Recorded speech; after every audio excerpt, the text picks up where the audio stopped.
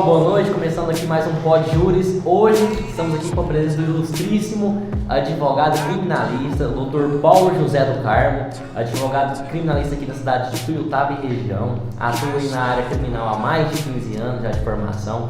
Hoje, com o nosso convidado muito especial, além de advogado, é parceiro nosso aqui, é mais do que um colega de trabalho, né? É um amigo.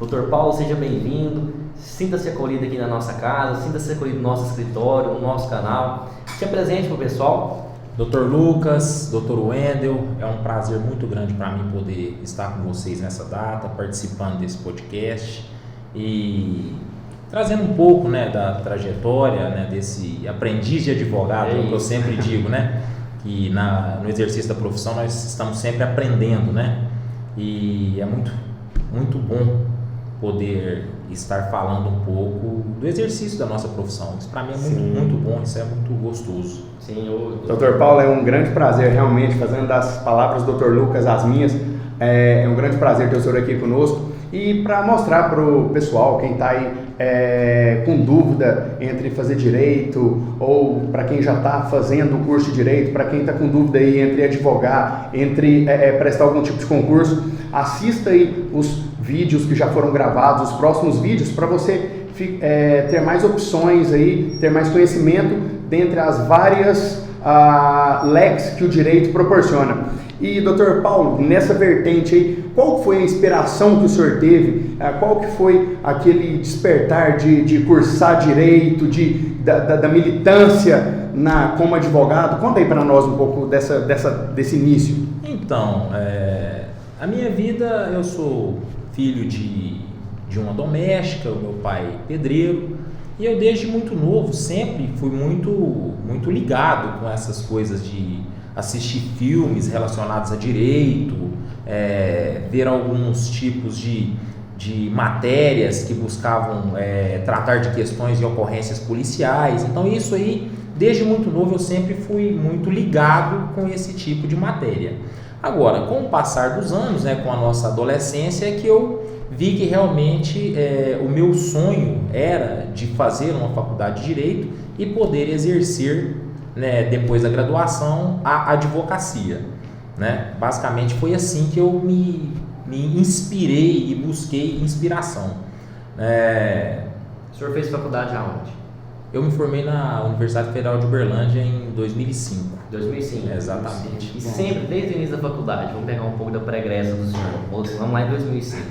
O senhor sempre teve afinidade no direito penal, no processo penal, ou tinha uma outra matéria que chamava mais atenção do senhor também? Bom, eu tive sim, desde o começo da faculdade eu sempre gostei de me dedicar ao direito penal e ao processo penal. Isso aí para mim sempre assim, desde os primeiros dias na faculdade, eu assistia às aulas das outras matérias e tinha uma dedicação a elas também, mas aquele amor parece que é uma coisa... Exatamente, eu acho que é algo nato. Eu já ingressei na faculdade, eu mais ou menos já tinha como uma diretriz, como um norte, o amor ao processo e ao direito penal, sim. Doutor, durante a graduação, o senhor está mencionando, onde o senhor fez estágio? Teve algum estágio assim na delegacia, no Ministério Público, alguma coisa assim que atiçou, que confirmou realmente, não, eu quero isso? Esse é o caminho que eu quero seguir. Sim. Eu fiz estágio na Delegacia da Polícia Civil, fiz estágio em Uberlândia, fiz estágio no Ministério Público Estadual. No Ministério Público, realmente, eu abri o leque e verifiquei que realmente era o direito penal e o processo penal que eu iria exercer enquanto profissional. Também fiz estágio durante um período considerável na Polícia Militar, nos batalhões da Polícia Militar, e também estudei Direito Penal Militar e Processo Penal Militar. Gosto muito também dessas duas matérias. Bom, mas o senhor já dentro, pegando esse gancho aí, dentro já dessa vocação, dessa percepção em seguir aí esse direito penal, essa militância criminal, teve alguém que o senhor se inspirou nessa pessoa para seguir esses passos? Ou não? Foi uma coisa realmente de feeling mesmo, de entrar na faculdade já com esse pensamento? Engraçado, o primeiro convidado nosso do podcast foi o Dr. Lucas Cavalcante. Sim. Engraçado, desde o primeiro dia de faculdade, ele asseverava que iria ser professor. E hoje, realmente, brilhante, mestre e professor. E como foi isso? O senhor teve alguém que o senhor se inspirou nessa pessoa? Sim, sim. Eu acho que todos os estudantes, em todas as áreas do conhecimento, têm algumas pessoas que os motivam, né? Os fazem ter um gosto e um prazer por aquilo que eles estão se formando. No meu caso especificamente, eu tive excelentes professores na graduação e eu sempre via os mesmos como fontes de inspiração para a minha formação. Um deles, que é membro do Ministério Público do Estado de Minas Gerais, é o Dr. Wagner Marteleto Filho, um promotor de justiça com o qual eu fiz estágio, que realmente parece que abriu um leque, né, de conhecimento na minha vida. Esse daí foi um dos principais. Outro, que é juiz federal, Dr. Lincoln Lemos de Farias, que foi meu professor também, né, era juiz federal na comarca de Uberlândia, né, na Justiça Federal de Uberlândia. Eu nem sei se ele ainda se encontra lá, mas também foi um motivador.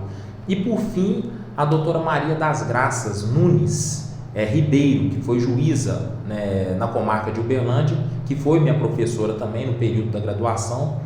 Então esses três, fora, sem querer obviamente, né, esquecer os demais professores, os demais mestres e doutores que passaram pela minha graduação, mas esses realmente marcaram a minha história e fizeram com que eu, a cada dia que passasse na graduação, tivesse um sentimento de amor pelo processo penal e pelo direito penal. Sim. Perfeitamente, doutor. Interessante Muito a gente interessante. conhecer a vida na faculdade, né, a vida da graduação do nosso convidado, né? Doutor, agora, mais especificamente, trazendo para a atualidade, né? O senhor é referência no direito criminal aqui na cidade. Obrigado. Quando fala Na cidade, no estado e no na Condal do região, Triângulo Mineiro, com justamente, certeza. quando a gente pensa, né? Fala o nome de advogado criminalista, o nome do senhor está entre os dois, três primeiros, com certeza. Isso deve muito à dedicação que o senhor teve, a uma bela faculdade, preparação, né? Todo o alicerce que a faculdade propicia. A gente sabe que muitas das vezes a faculdade não te prepara para a iniciativa privada, né? Para a advocacia, mas você vai adquirindo aquele conhecimento com a prática, né? Até eu costumo brincar, quando você tem a prática penal na faculdade, que é teoria ainda. É verdade. A prática Ajuda mesmo é muito, quando ajuda você bastante. vem para cá, Com certeza. para cá do balcão, né? Que os advogados, até o doutor já falou, agora você vai ver o que é ficar de cá do balcão. Eu já fui estagiário, tive a oportunidade, a honra do doutor na secretaria. E doutor, na questão agora, na área que o senhor atua, né? Que o senhor exerce, na área criminal, falando especificamente agora dela. Sempre, igual o senhor mencionou, sempre teve esse feeling, esse gosto, atiçado aí por grandes nomes, professores do senhor durante a graduação.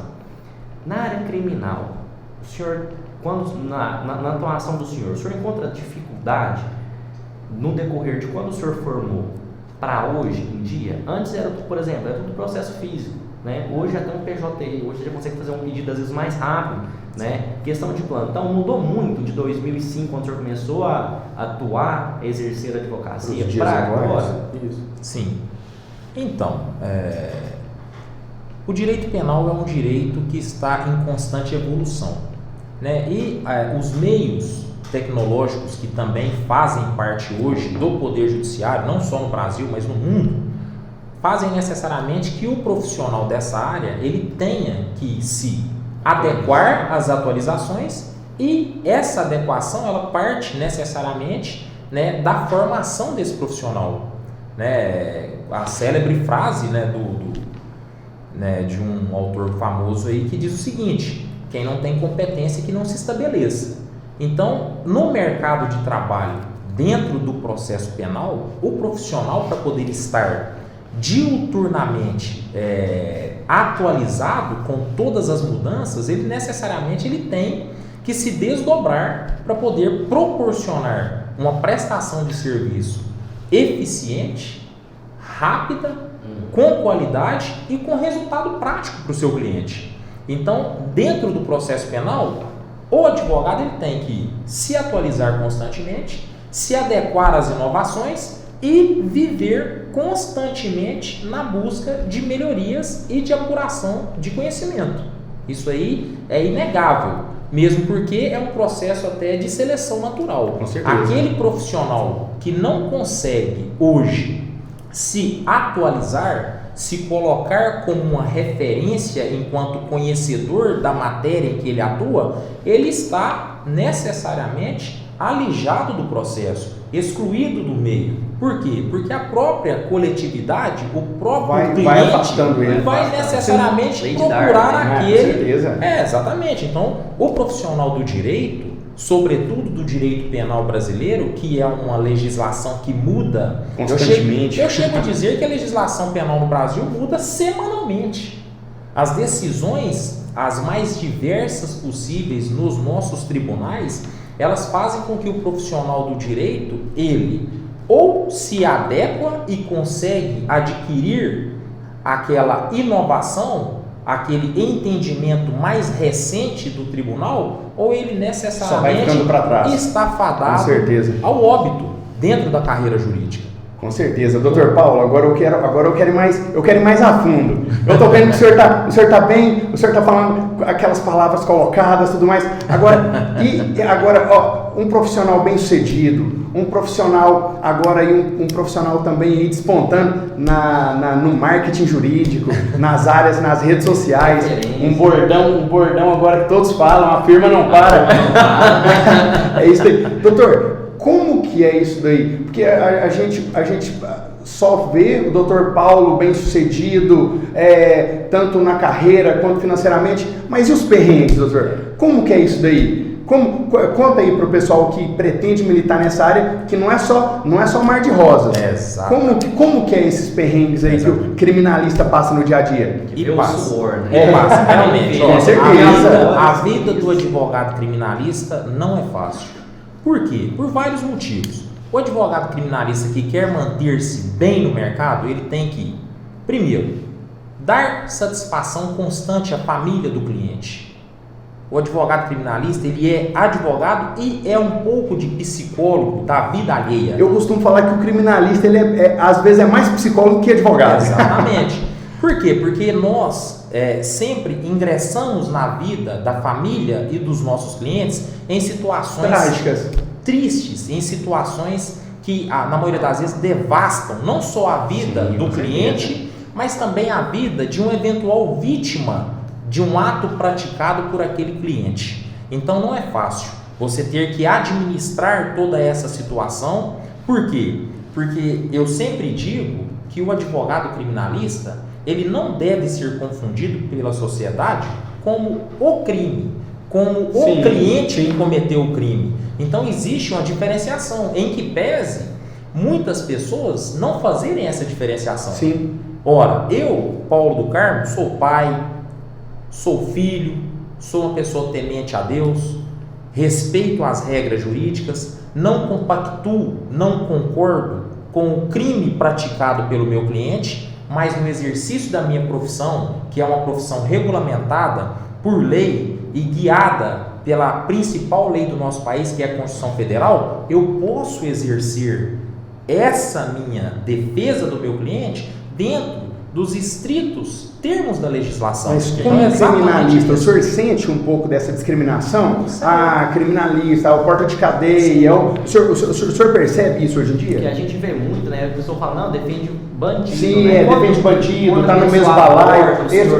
Com certeza. Né? Não, você defende bandido. Qual que é o discurso que o senhor geralmente utiliza? Ou o senhor acha que já deu uma melhorada nos dias atuais? Como que é a percepção do senhor? Bom, eu tenho comigo o seguinte, não conseguiremos fazer com que toda uma sociedade aceite a nossa profissão como algo correto. Sempre teremos, né, pessoas que não concordam, que acham que a pessoa, por cometer um crime, ele deve apodrecer na cadeia, vulgarmente falando, que deveria ser aplicada a pena de morte no Brasil, que deveria ter injeção letal, fuzilamento, coisas nesse sentido. Então, as redes sociais hoje, elas são capazes de nos mostrar exatamente aquilo que as pessoas pensam apenas um clique do telefone. Então eu vejo constantemente pessoas que, parabéns, você fez o direito de defesa, ele merece sim uma outra oportunidade, deve pagar pelo erro, mas não merece ficar preso por uma vida toda, não merece ser excluído, alijado da sociedade.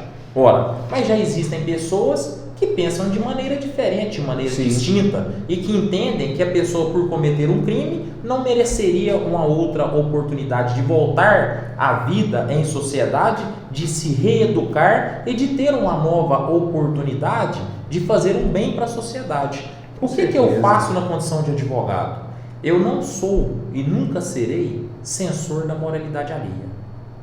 Eu não parto desse princípio. Eu exerço a minha profissão.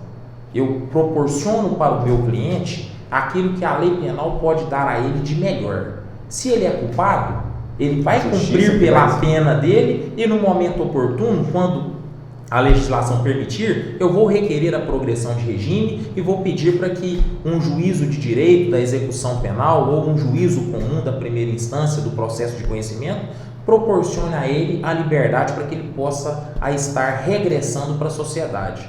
Ora, não posso generalizar. Tem inúmeros casos de clientes que são reincidentes? Tem. Mas eu tenho uma grande maioria de procedimentos em que os clientes se envolvem em uma situação jurídica penal e pagam pelo crime e hoje estão aí. Ressocializados. São pais de família, são funcionários bem-sucedidos, empresários bem-sucedidos, pessoas que passaram por um deslize, por um erro de transgredir a lei penal, mas que tomaram aquilo como lição e falaram consigo mesmo: eu não faço mais isso. Então, o que me tranquiliza no exercício da profissão é exatamente isso. É o trabalho bem feito. Entendeu? Eu coloco a minha cabeça no travesseiro à noite e sou crente em Deus de que eu fiz o meu papel. Se o meu cliente entender por reincidir, por praticar novo delito, ora, eu não posso me culpar por uma opção, por uma escolha dele. E eu fico feliz todas as vezes que encontro com vários deles, nas ruas, nos bares, está lá com a esposa, está com o filho. Doutor, nunca mais na minha vida. Fico feliz. Uma sensação de dever cumprido. Exatamente. É a nossa colaboração enquanto profissionais para a sociedade. Da mesma forma que os médicos fazem, que os dentistas fazem, que os psicólogos fazem. Porque o psicólogo, às vezes, ele vai lá e atende uma pessoa que tem uma síndrome, que tem uma doença, que às vezes cometeu um homicídio, e ele consegue trazer o lado bom daquele ser humano, e aquele ser humano nunca mais se envolve nessas situações. Não é verdade? Ainda na advocacia, na área que o senhor atua, a gente quer saber de um caso inusitado do senhor. Um caso, assim, que chamou muita atenção, um caso de repercussão. O senhor ficou perplexo. Vamos falar primeiro, assim, de um caso de maior repercussão que o senhor atuou até hoje. Eu tenho certeza que aquilo que mais é do conhecimento, né, da coletividade, das pessoas que nos seguem nas redes sociais, é a minha atuação em processos relacionados ao tráfico de drogas, né? Então, o tráfico de drogas, a associação ao tráfico, os crimes de lavagem de bens e capitais, esses realmente são os processos que mais temos, assim, a propagação do fato, o conhecimento da sociedade e as indagações de toda a natureza, né? Casos inusitados. Algum caso engraçado, um caso que o senhor falou, isso não está acontecendo. Caso engraçado, eu vou falar onde eu conheci o senhor. Não é possível que isso está acontecendo. Eu nunca contei isso. Duas testemunhas brigarem em audiência, advogado chutar processo. Eu acho que eu nunca contei isso pro senhor. Eu fazia estágio na Justiça Federal na época. E aí a gente queria ver mais um pouco o que a gente fazia no juizado especial. E aí tem os crimes de competência da Justiça Federal. E nós pedimos, a dispensa estava no horário de trabalho, pedimos a dispensa para acompanhar uma audiência criminal. E era um contrabando desse caminho. E o advogado era o Dr. Paulo. Tava eu, uns amigos, o Matheus, o Breno, a quem eu já mando desde já um abraço a eles.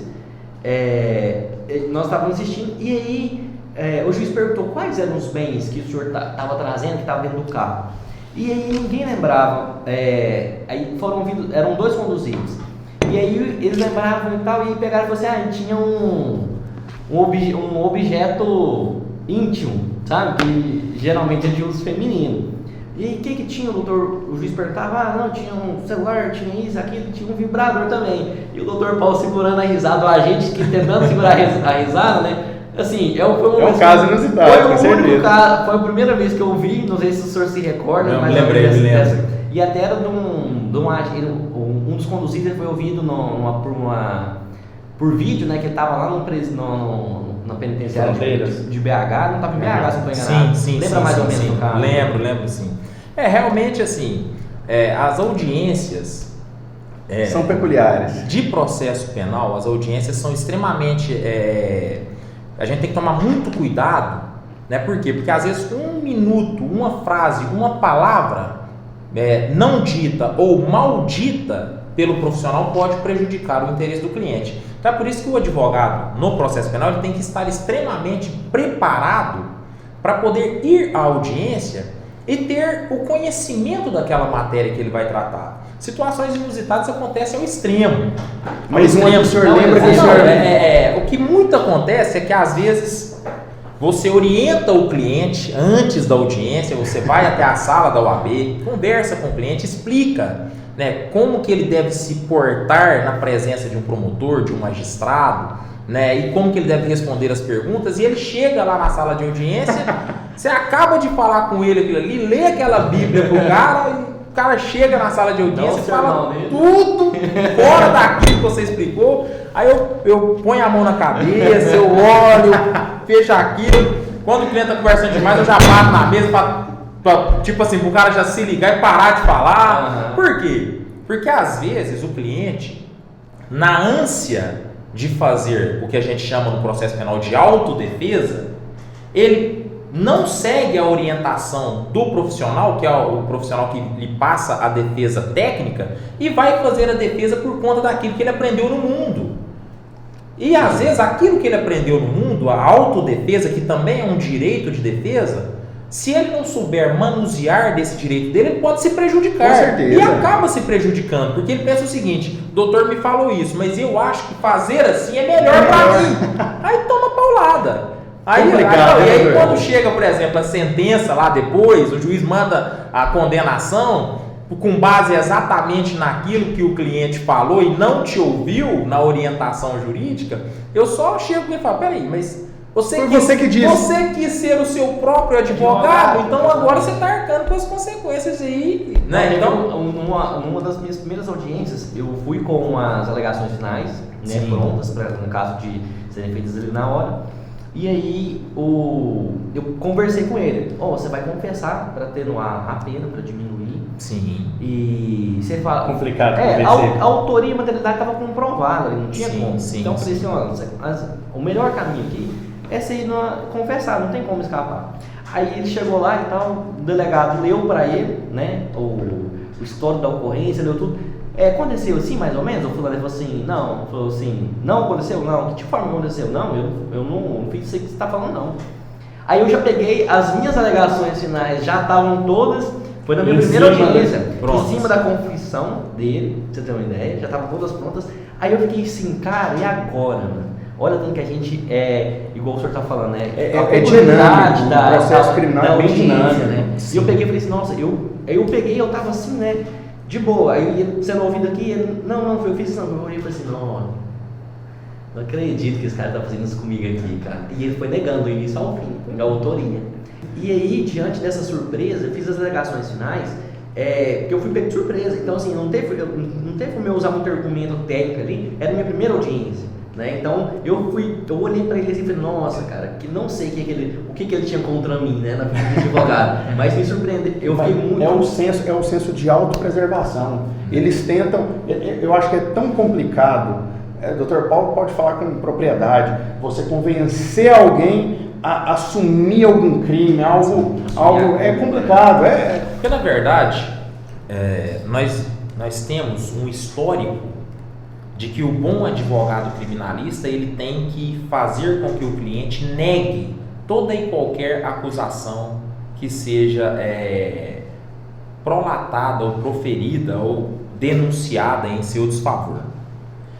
Mas a melhor técnica de defesa, segundo o meu modesto entendimento, não é essa. A melhor técnica de defesa é o advogado, conhecedor da legislação, conhecedor do fato concreto do seu cliente. Com certeza. Orientar o cliente para que o cliente seja menos penalizado. Sim. Quando eu chego em um cliente e falo para ele o seguinte, nós temos elementos aqui que são capazes de condenar você. A chance de condenação aqui é muito alta.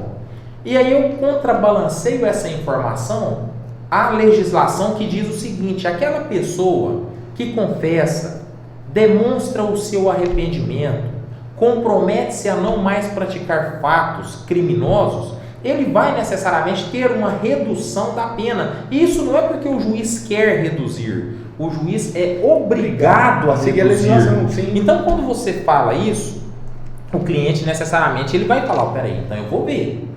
E aí você soma isso a mais informações. Vou tratar especificamente do caso do tráfico de drogas, que é muito comum, eu acho que é o carro-chefe hoje da nossa atuação. Quando você fala para aquela pessoa que está sendo acusada de tráfico, que a pena mínima do tráfico é de 5 anos, mas que se o cliente, em preenchendo alguns requisitos, for confesso, ele pode ter essa pena reduzida de 5 para 1 ano e 8 meses, o cara já pensa, nossa, peraí, já não está tão ruim assim. Exatamente. E aí você fala, além da redução de 5 para 1 ano e 8 meses, você também poderá conseguir que esse cumprimento dessa pena sua não seja no regime inicial fechado, seja no semiaberto ou no regime aberto. Aí o cliente que está preso, ele fala, nossa, então eu posso sair daqui logo depois da minha audiência, se der tudo certo, se for assim? Eu falo, pode. E nesse interregno temporal, eu vou me valer de outros remédios jurídicos que também estão à disposição do meu cliente, como um pedido de liberdade provisória, um pedido de revogação de uma prisão preventiva, um habeas corpus no tribunal. E já conseguimos resultados positivos, tanto na primeira instância, quanto na segunda instância, no STJ e no STF. Entendeu? Então aí quando você leva ao seu cliente essas possibilidades jurídicas, o cliente pensa melhor. É por isso que eu sempre tenho comigo que o advogado criminalista, ele tem que buscar sim a absolvição do cliente? Sim. Mas ele tem que proporcionar ao cliente a melhor resposta jurídica dentro da situação concreta em que o cliente está envolvido. É isso mesmo. Isso aí. Doutor Paulo, agora aproveitando esse gancho aí, doutor Paulo, a firma para ou não para? A firma não para. A firma não para. A firma não para. Como surgiu essa ideia, doutor? Essa inovação aí, porque é uma coisa, é uma coisa moderna até para capitais e tudo mais. A gente costuma ver profissionais do direito sempre ali reclusos, a posts em redes sociais sobre alguma matéria, alguma coisa. Agora o senhor está atuando numa comarca do interior, enfim, e praticamente virou um jurista blogueiro. Como que é isso, doutor? Como foi essa inspiração? Como foi essa ideia? Então, eu acho que todos nós, por conta dessa pandemia, por conta de toda essa tragédia dessa doença no mundo, tivemos que nos reinventar, tivemos que passar a nos adequar às restrições de toda a ordem que tivemos. E no mundo jurídico também não foi diferente. A pandemia ela trouxe, com perdão da palavra, desgraça e tristeza para muitos, mas ela também trouxe sucesso e riqueza para muita gente. É triste de falar isso, mas teve gente que ficou milionária na pandemia. Sim, com certeza. Perdemos muitas vidas, perdemos muitas pessoas, entes queridos, mas essa situação de pandemia fez com que todos nós nos reinventássemos. E essa questão relacionada ao bordão "a firma não para" é algo que nós colocamos no nosso dia a dia exatamente para poder dizer ao nosso cliente, em que pese todas as adversidades, todos os problemas, todos os empecilhos, nós não podemos parar. a firma não para, a vida não para, né? As nossas realizações, os nossos sonhos não podem parar. Nós somos seres pensantes e que temos sonhos a realizar. Então, independente de qualquer situação, nós temos sempre que estar crescendo, nos reinventando e criando situações que possam possibilitar a melhoria de nossas vidas. Com certeza, e ficou muito legal, porque quem segue o senhor, até uma dica aí para vocês que não seguem ainda o Dr. Paulo do Carmo. Fala seu arroba aí. paulo.do.carmo.19 é o nosso Instagram. Para quem não segue o Dr.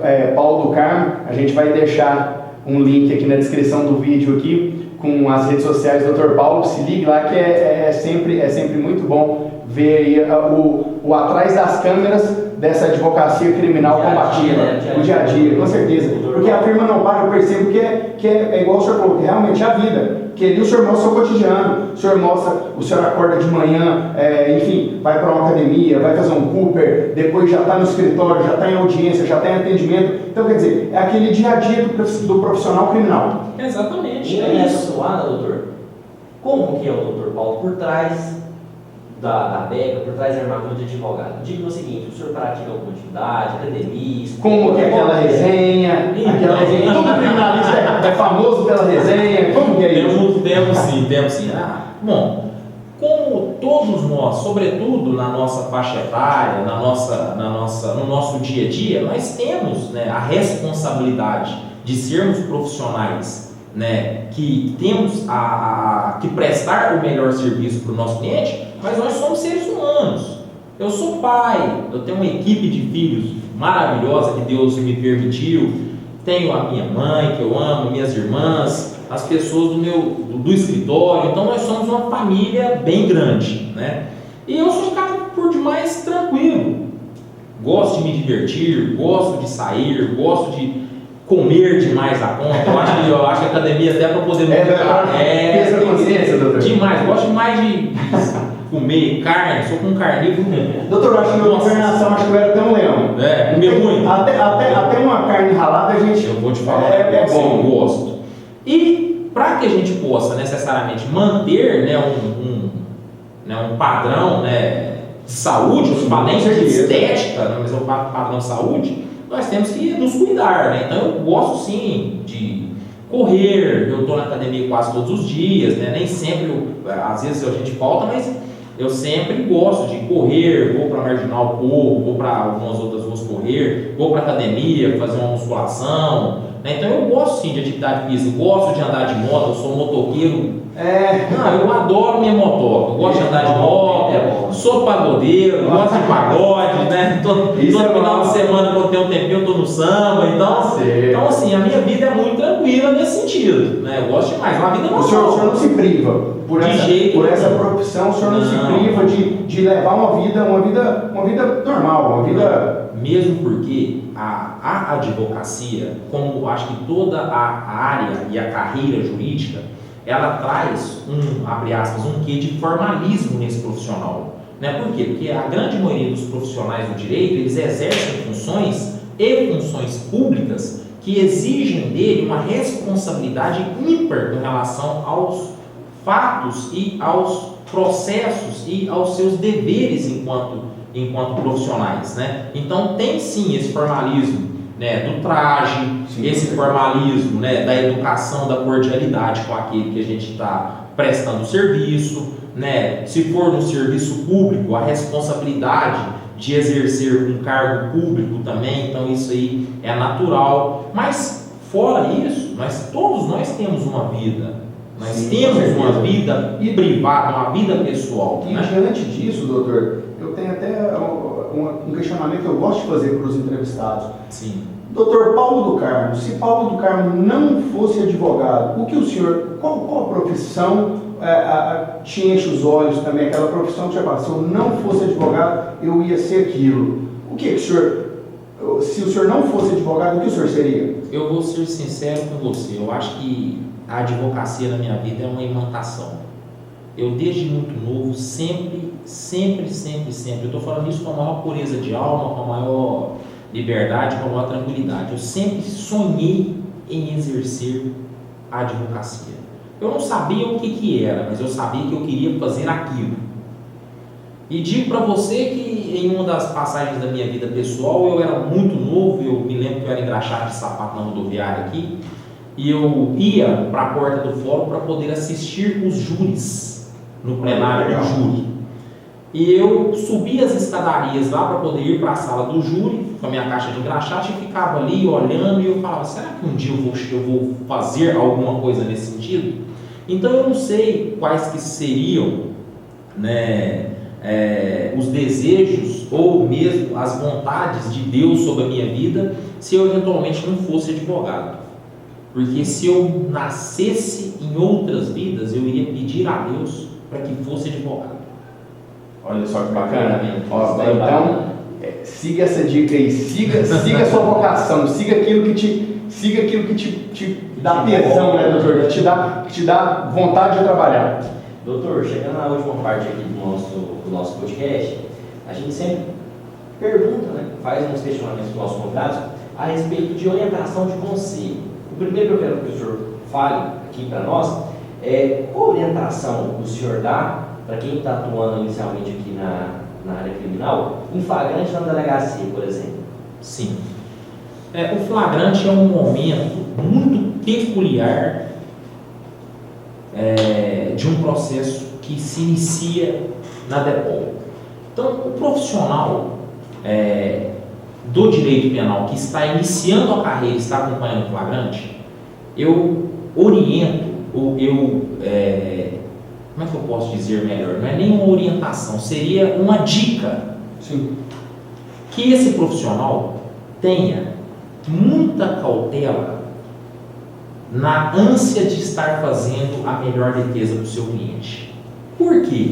Porque o flagrante é um momento em que, na maioria das vezes, os ânimos de todos os envolvidos estão por demais exaltados. Então você vai se deparar com um policial que acaba de fazer a prisão, você vai se deparar com o seu cliente que está preso e às vezes naquele momento ele entende que não mereceria estar preso.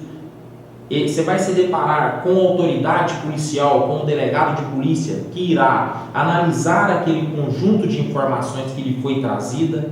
E isso na maioria das vezes acontece meia-noite, 1h da manhã, 2h, pessoas cansadas, pessoas estressadas, pessoas que já enfrentaram às vezes 8, 10, 12 horas de trabalho contínuo. Então, nesse momento, o profissional do direito ele tem que ser prudente e zeloso, para que ele possa exercer com tranquilidade a sua profissão, ser respeitado por aqueles que estão ali e, ao mesmo tempo, permitir com que o seu cliente não seja penalizado de plano naquela situação. Então, a cautela no flagrante delito é muito importante. Por que eu digo isso? É muito comum nós vermos as matérias em que o advogado, no ato do flagrante, entra em discussão com o policial, às vezes agride o policial, é agredido pelo policial com palavras, com gestos, às vezes até fisicamente. Isso não é incomum, né? Então eu, como profissional do direito, graças a Deus, nunca tive o dissabor de enfrentar esse tipo de situação. Já tivemos situações por várias vezes acirradas. Sim, é natural, né? O profissional do direito ele tem que se fazer presente naquele momento. Ele tem que trazer para o cliente dele a segurança de estar com alguém que conhece os direitos do cliente e que fará com que os direitos do cliente sejam respeitados. Mas, ao mesmo tempo, esse profissional ele tem que entender que existe um princípio naquele momento, que é o princípio do indúbio pro societate, que faz com que a autoridade policial necessariamente veja aquela situação, analise, e o profissional tem que respeitar a atuação dos servidores do Estado. Com certeza. Então eu tenho isso comigo. É a dica que eu dou para aqueles profissionais que estão, né, no início dessa carreira. O doutor Lucas falou isso, uma dica para os profissionais. Agora eu quero também que o senhor passe aí para a nossa audiência, para o pessoal que está assistindo o podcast aí, Sim. uma dica aí para aquelas pessoas que pretendem cursar o curso de Direito, que estão cursando, pretendem ou partir para a militância ou para concursos públicos. Qual que é a grande dica que o senhor dá aí para esse pessoal que está iniciando na carreira jurídica? É natural que todos que buscam uma formação intelectual procurem necessariamente pensar no resultado financeiro. Isso é muito comum.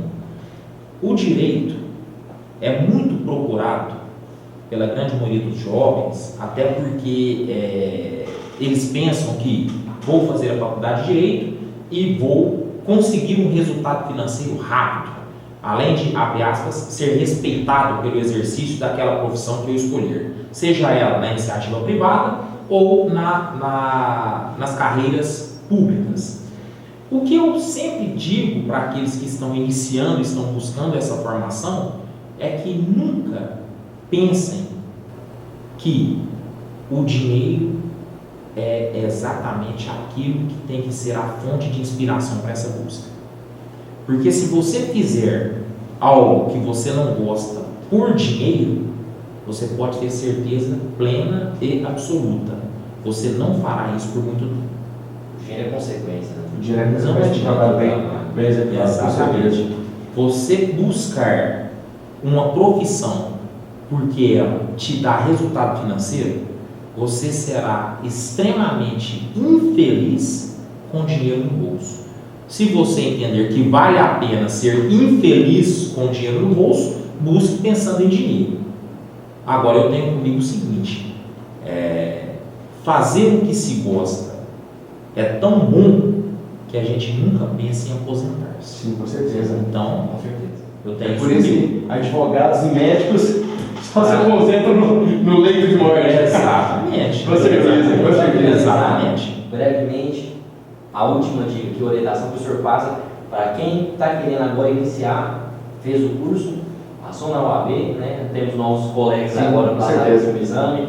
Manda um abraço a todos aí, né? Sim. Ingressando nessa Parabéns a todos. Parabéns a todos.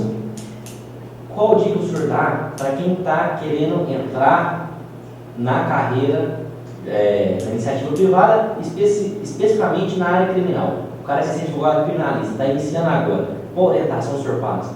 Bom, o profissional da área penal, ele tem necessariamente que ter em mente que a atualização, o conhecimento das decisões dos tribunais superiores, as jurisprudências e também a capacidade de adequar-se às novas tecnologias, às novas situações que estão sendo trazidas no nosso dia a dia como uma fonte de inspiração e também como algo que tem que estar sempre sendo visto por esse profissional como um norte a ser seguido. Sim.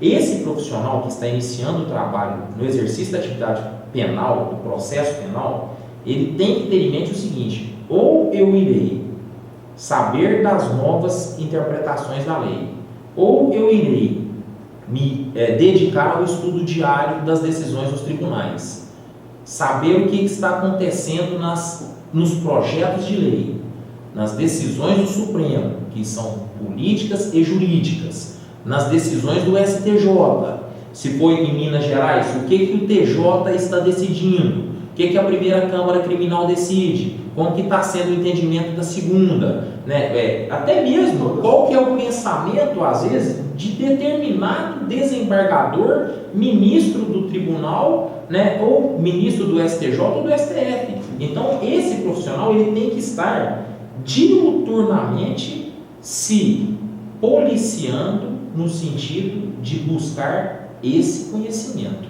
Por quê? Porque quando o caso concreto advier ao seu escritório, você já necessariamente sabe, eu vou começar isso por aqui, e eu sei que se eu tiver que chegar com essa situação até Brasília, no Supremo Tribunal Federal, eu sei como é que isso aí poderá chegar até lá. Sim. Entendeu? E quais são os argumentos que eu devo me utilizar para que eu possa ter, como eu disse anteriormente, o melhor resultado para o meu Um cliente. jogo de xadrez, né? Você já dá um passo pensando nos Sim, próximos, né? Sim, Doutor é Paulo, isso. agradeço demais a presença do senhor aqui. A felicidade é Agradeceu demais aqui o nosso conteúdo, né? Muito bom. a receita é verdadeira. Eu agradeço demais a consideração que o senhor teve de disponibilizar. Sabemos Sim, que tem hoje tempo, o sim, senhor com estava certeza. em flagrância, né? Trabalhando desde cedo, para vir aqui tirar um pedaço do tempo do dia para vir aqui. Sei que custa para o senhor, mas é gratificante muito para nós aqui. Agradeço a presença do senhor, é uma referência na advocacia criminalista aqui de Minas Gerais. Passo a palavra para o senhor para fazer as considerações finais. Para mim é um motivo de muita felicidade e eu agradeço mais uma vez o convite. Vocês são profissionais brilhantes, o Dr. Wendel é uma pessoa que eu admiro muito, tenho uma sintonia, um afeto muito grande, te considero, te respeito, tenho você como um amigo meu, né, e digo que esse projeto, né, que vocês estão fazendo é muito bom.